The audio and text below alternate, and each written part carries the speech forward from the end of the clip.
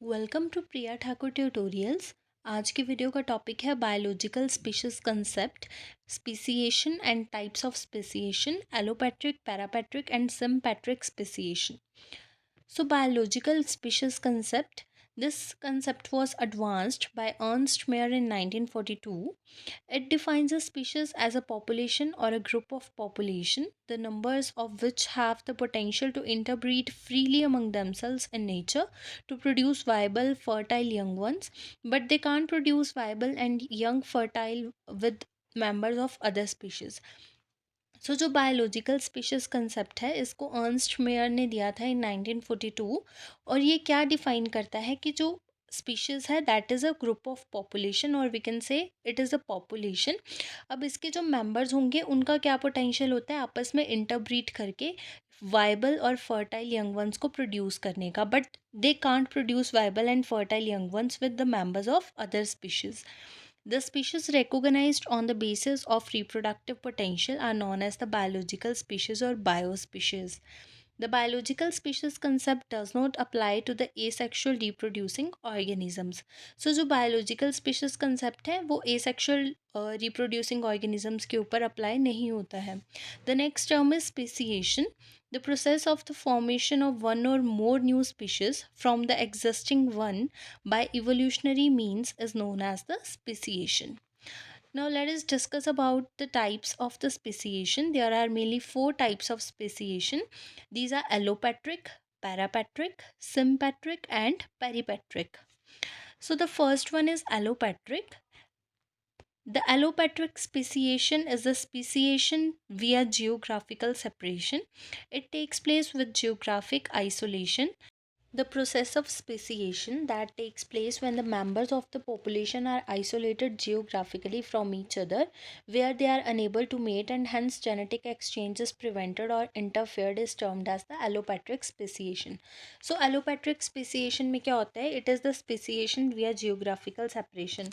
तो क्या होगा, द जो मेंबर्स होंगे पॉपुलेशन के वो जियोग्राफिकली एक दूसरे से सेपरेट हो जाएंगे, जिसकी वजह से वो एक दूसरे के साथ मीटिंग नहीं कर पाएंगे और जेनेटिक एक्सचेंज जो है वो प्रिवेंट हो जाएगा. ठीक है.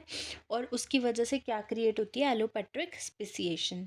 There are number of ways of isolating populations leading to allopatric speciation. अब मैं ये तो बता रही हूँ कि जियोग्राफिकली वो एक दूसरे से सेपरेट हो सकते हैं. तो जियोग्राफिकली सेपरेट होने के पीछे बहुत सारे रीजंस हो सकते हैं, मतलब आइसोलेटिंग पॉपुलेशन लीडिंग टू.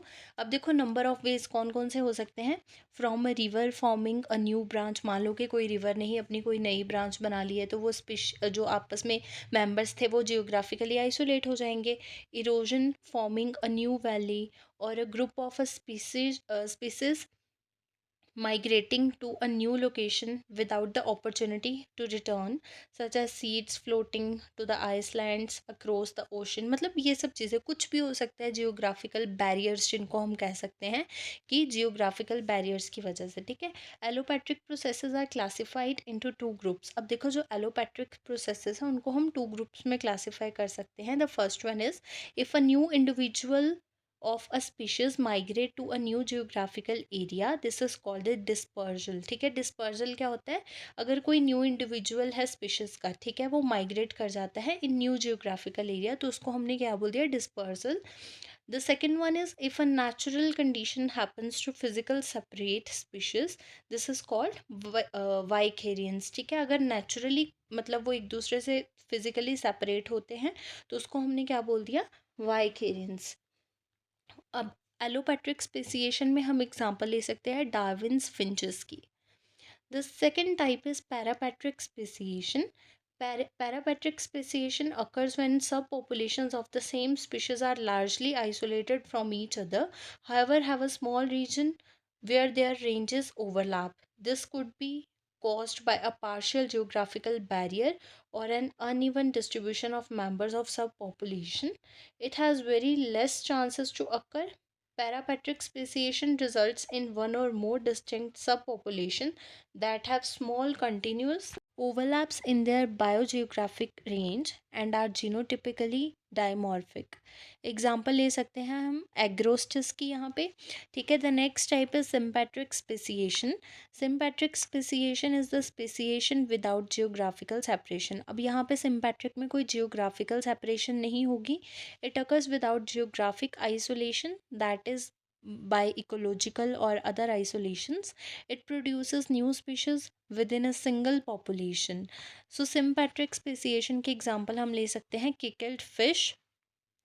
अब यहाँ पे मैंने डायग्रामेटिकली एक टेबल फॉर्म में मेंशन किया है एलोपैट्रिक, पेरीपैट्रिक, पैरापैट्रिक एंड सिम्पैट्रिक में क्या क्या डिफरेंसेस हैं, मतलब ओरिजिनल पॉपुलेशन क्या है, वो सेपरेट कैसे होते हैं, फिर कैसे न्यू जनरेशन न्यूज़ मतलब स्पीशीज़ जो है वो राइज होते हैं. तो यहाँ पे मैं आपको एक बार समझा देती हूँ. जैसे देखो एलोपैट्रिक है, ठीक है. सबसे पहले ओरिजिनल पॉपुलेशन सबकी सेम है, ठीक है. ग्रीन से आप यहाँ पे देख सकते हो कि ओरिजिनल पॉपुलेशन है, सब में सेम है. देन क्या हुआ, initial step of speciation. Initial step में क्या हुआ, एलोपैट्रिक में मैंने आपको बोला था कि बैरियर फॉर्म होगा, वो कोई भी जियोग्राफिकल बैरियर जो है वो हो सकता है. उसने क्या किया, दो ग्रुप्स को मतलब दो पॉपुलेशंस को आपस में सेपरेट कर दिया यहाँ पे, ठीक है. तो यहाँ पे हम सेपरेशन दिखा रहे हैं जिसके नीचे मैंने लिखा है बैरियर फॉर्मेशन.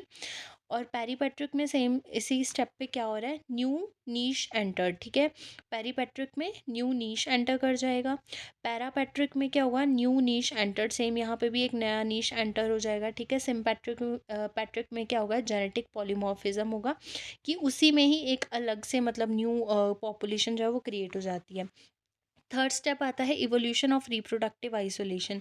अब यहाँ पे देखो एलोपैट्रिक में क्या हुआ, आइसोलेशन होगी, ठीक है. दोनों की अलग अलग आइसोलेशन होगी. एक ग्रीन से मैंने यहाँ पे रिप्रेजेंट किया, एक ऑरेंज से किया, ठीक है.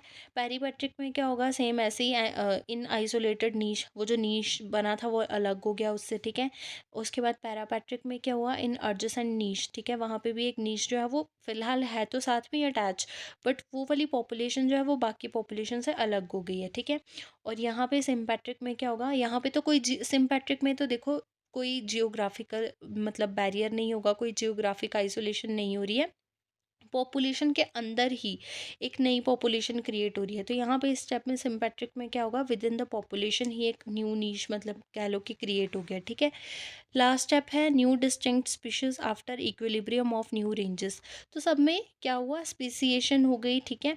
न्यू डिस्टिंक्ट स्पीसीज जो है वो अराइज हो गए सब में, ठीक है. जैसे यहाँ पे देख सकते हो है तो वो साथ में ही अटैच्ड, बट न्यू हमारे पास स्पीशीज जो है वो क्रिएट हो गए. सो इस तरह से होती है स्पेसिएशन. सो एग्ज़ाम में अगर ये वाला क्वेश्चन आता है तो आप इस तरह से एक टेबल मेंशन कर सकते हो वहाँ पे, मतलब ग्रीन एंड ऑरेंज कलर से जैसे मैंने सेपरेशंस दिखाई हैं, तो इस तरह से आप एक टेबल फॉर्म में इसको रिप्रेजेंट कर सकते हो और लर्न करने के लिए भी ऐसे ही इजी रहता है.